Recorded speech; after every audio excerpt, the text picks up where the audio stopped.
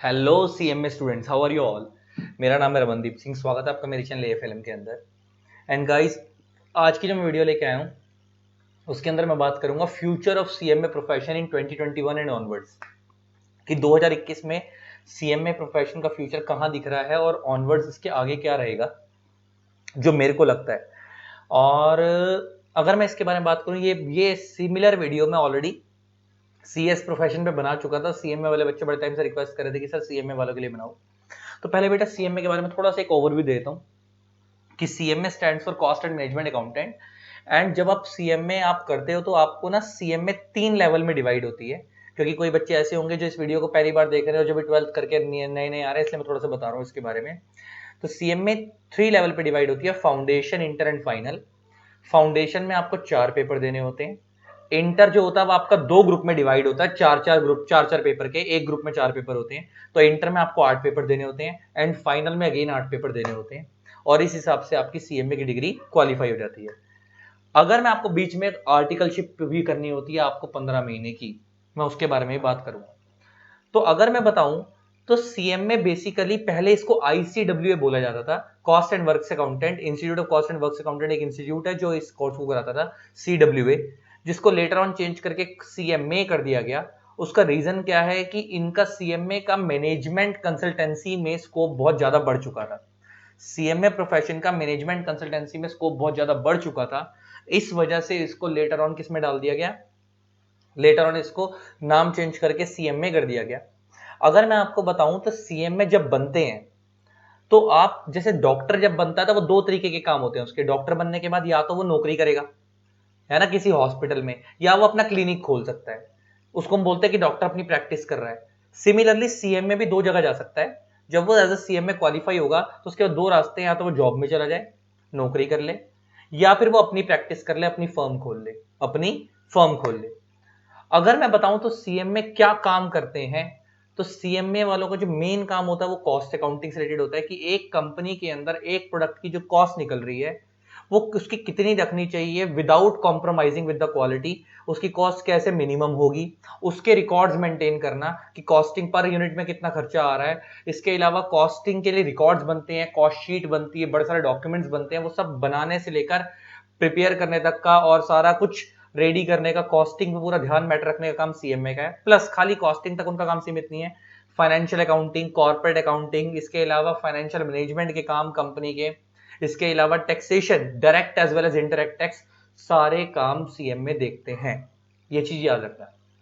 तो as far as scope is concern, CMA का scope day by day बढ़ता चला जा रहा है। लेकिन एक चीज याद रखना, 2020 में जब कोरोना आया तो उसकी वजह से बहुत सारे प्रोफेशंस पे इंपैक्ट पड़ा। तो मैं ये नहीं बोलूंगा कि सीएमए प्रोफेशन पे इंपैक्ट नहीं पड़ा या सीएससीएस प्रोफेशन पे इंपैक्ट नहीं पड़ा।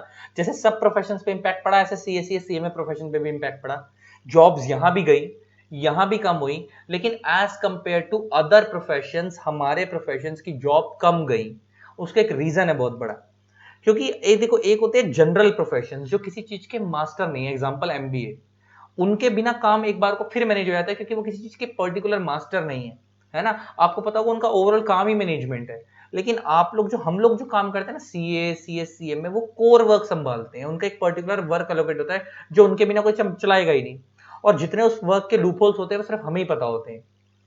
इसलिए प्रैक्टिकली सीए, सीएस, सीएमएस को आसानी से नहीं निकाला गया। और तुम्हें एक चीज और बताऊं तो आपको पता होगा, सीएम हर एक सीएम में एज अ ऑडिटर भी काम करते हैं।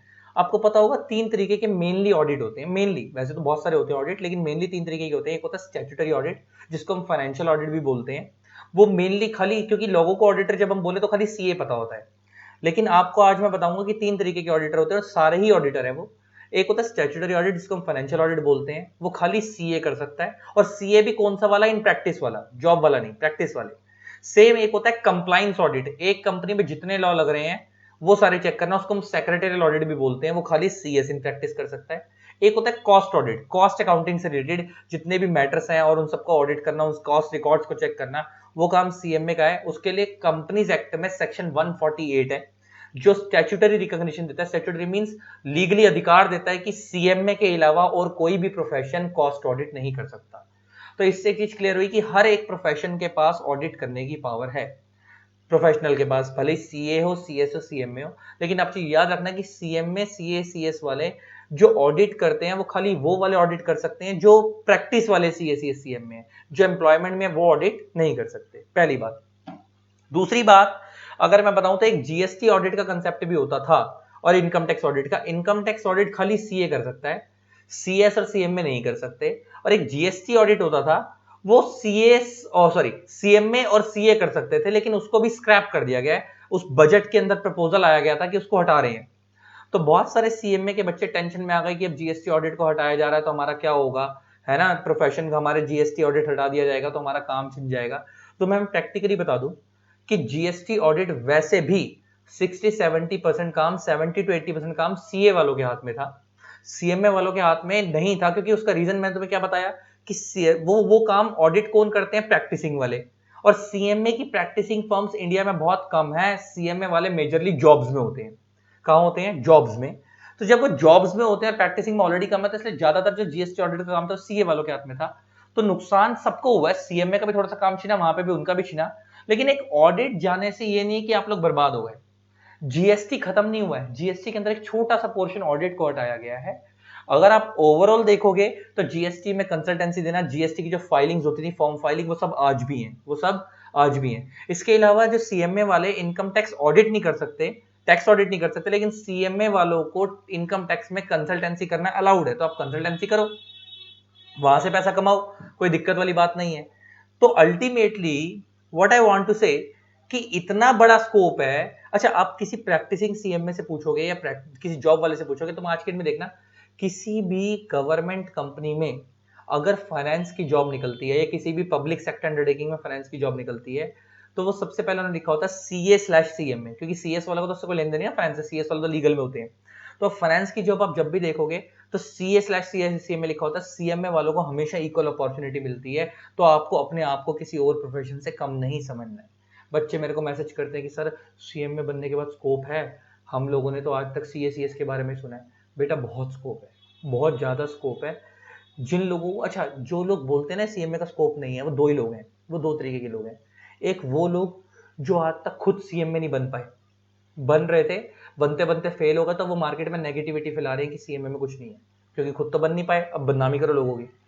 दूसरे वो लोग जिनको सीएमए के बारे में खुद ही नहीं पता सीएमए होता क्या है। अब बच्चे मेरे को ये भी बोलते हैं सर हम बहुत सारे लोगों को ना ये भी नहीं पता होता सीएमए होता क्या है, तो हमें बताना पड़ता है सीएसीएस की तरह होती है। तो बेटा देखो, ऐसा कुछ नहीं है। तो कहते हैं सर जब लोगों को पता ही नहीं है तो क्या उसकी वैल्यू है। बेटा किसी को किसी प्रोफेशन के नाम होने से, कि उसका नाम है तभी वो फेमस है, तभी उसकी वैल्यू होगी, तो ऐसा कुछ नहीं है। तो ऐसा कुछ नहीं है, ये चीज याद रखना। अच्छा, इंडिया में बहुत सारे कोर्स ऐसे जिनके बारे में लोगों को नहीं पता। जैसे तुम्हें पता है एक एल्गोरिथम सॉफ्टवेयर बनते हैं बड़े सारे, उसमें एल्गोरिदम डिजाइन किए जाते हैं, है ना। इसके अलावा जावा प्रोग्रामर्स, जावा डेवलपर्स होते हैं, जावा लैंग्वेज के जो कोडिंग वोडिंग जो करते हैं। अब ये इतनी सारी टेक्निकल लैंग्वेजेस हैं, ये सॉफ्टवेयर डेवलपर्स करोड़ों करोड़ रुपए कमाते हैं। लोगों को पता भी नहीं है। भाई किसी को बोलेंगे मैं जावा डेवलपर हूँ, है ना, या मैं ये वाली कोडिंग करता हूँ, ये करता हूँ, वो करता हूँ, लोगों को समझ नहीं आएगी। लेकिन क्या इसका अगर लोगों को इनके बारे में नहीं पता तो क्या वो कमा नहीं रहे? इसका मतलब किसी की अवेयरनेस होने से नहीं पता। जिनको काम करवाना है आपसे उस पर्टिकुलर फील्ड का, उनको आपके बारे में पता है। देखिए याद रखना, जिसको सीएमए से रिलेटेड काम करवाना है, जिनके पास कॉस्ट का काम है, उनको उस प्रोफेशन के बारे में पता है, तो वो करवाएंगे। और ऐसा नहीं कि सीएमए वाले खाली कॉस्ट का काम, तो बच्चे मेरे को बोलते हैं बहुत लिमिटेड कंपनीज में होता है, तो ऐसा नहीं कि खाली कॉस्ट का काम लिमिटेड है तो सीएमए वाले खाली मैन्युफैक्चरिंग इंडस्ट्री में होते हैं। सीएमए वाले सर्विस सेक्टर में भी होते हैं, हर जगह होते हैं। क्योंकि सीएमए मैंने अभी बताया वो खाली कॉस्ट तक सीमित थोड़ी है, टैक्सेशन का काम भी करते हैं, डायरेक्ट टैक्स, इनडायरेक्ट टैक्स मतलब इनकम टैक्स, जीएसटी, उसका काम करते हैं, normal accounting, financial accounting, corporate accounting, सबका तो काम करते हैं। तो क्यों, कहाँ पे काम नहीं है, कहाँ पे स्कोप नहीं है? तो अगर मैं कमिंग 2021 बताऊं, तो जिस हिसाब से चीजें वर्चुअल होती जा रही है ना, तो प्रोफेशनल्स का स्कोप बढ़ता जा रहा है। जब आप अपनी प्रैक्टिसिंग फर्म खोलोगे तो प्रैक्टिसिंग के अंदर आपके पास क्लाइंट आएगा, मेरे को कंपनी बनवानी है, क्लाइंट आएगा कि मेरे को टैक्सेशन का काम करवाना है, क्लाइंट आएगा मेरे को इसकी अकाउंटिंग करवानी है, तो वो सब काम कौन संभालेगा? आप संभालोगे। तो जैसे जैसे अब चीजें डिजिटल होती जा रही हैं और जैसे जैसे चीजें ना कॉर्पोरेटाइजेशन होती जाती है, तुम्हें समझ आता है, पहले ना इंडिया में लोग, मैं अगर इसे बोलूं तो अनऑर्गेनाइज वे में बिजनेस करते थे। अनऑर्गेनाइज का मतलब होता है सोल प्रोप्राइटरशिप, दुकानें खोल के काम करना पसंद करते थे। आज की डेट में इंडिया के अंदर लोग ना कंपनी बनाकर काम करना पसंद करते हैं, एक कॉर्पोरेट वर्ल्ड के अंदर, ताकि हम एक हर चीज फॉर्मल वे में हो, लीगल वे में हो, और ताकि उसके अंदर, क्योंकि इमेज अच्छी होती है, लोन लेना इजी होता है। तो जब लोग कंपनीज बनाएंगे तो उन कंपनी की कंप्लाइंसेज, उन कंपनी के अकाउंटिंग एस्पेक्ट्स, टैक्सेशन एस्पेक्ट कौन देखेंगे? सीएमए वाले देखेंगे। ठीक है, हर प्रोफेशन का अपना रोल है। सीए वाले अपना काम देखते हैं, सीएस वाले अपना काम देखते हैं, सीएमए वाले। कुछ जगहों पे इनका कोर्स रोल सिमिलर भी होता है, लेकिन हर जगह प्रोफेशन का अपना रोल है। तो एक चीज याद रखना, ध्यान से सुनना, वैल्यू से लिंक कर रहा हूं।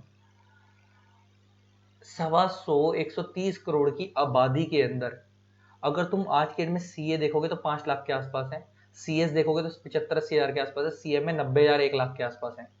तो अगर तुम लोग अगर देखोगे तो अगर हम 125 करोड़ की आबादी में, 130 करोड़ की आबादी में हम लोग 1% तो क्या, हम 0.1% के आसपास में आते हैं। समझ आता है तुम्हारे को? 125 करोड़ की आबादी में 0.1, 125 करोड़ का, 130 करोड़ का 1% होता है 1 करोड़ 30 लाख, है ना? 1 करोड़ 30 लाख। और हम तो कितने हैं? सीए में तीनों को मिलाते तो 7-8 लाख है, तो हम तो 10 लाख भी नहीं है। तो हम तो 1% क्या, हम लोग तो कितने नीचे हैं, हम तुम खुद सोच सकते हो। आधा परसेंट भी नहीं है, 0.10% के आसपास भी नहीं है।